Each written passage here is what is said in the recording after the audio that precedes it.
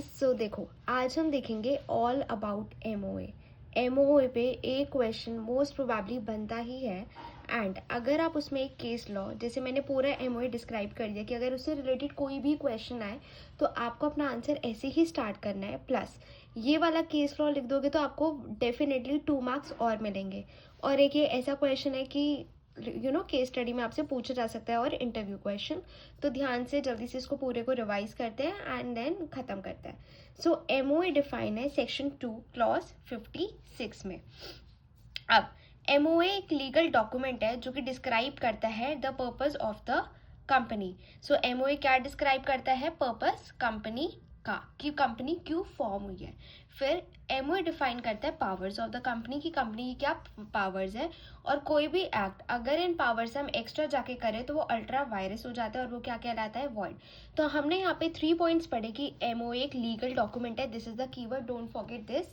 And define करता है power, की कंपनी की क्या पावर है, और कुछ भी अगर आप एक्स्ट्रा उससे बियॉन्ड जाके कर रहे हो तो क्या होता है? वो एक्ट क्या हो जाता है? Ultra vires. ठीक है। फिर आता है कि एमओए क्या है? इनकॉर्पोरेशन का सबसे पहला प्रोसेस है। सबसे पहले जब भी कंपनी इनकॉर्पोरेट होती है तो एमओए बनता है। अब मोस्ट इंपॉर्टेंट है इसका केस लॉ। कौन सी केस लॉ में डिसाइड हुआ था कि लॉर्ड ने बोला था कि एमओए क्या डिफाइन करता है? Powers of the company. तो ये केस है Ashbury railway carriage and iron company limited versus rich.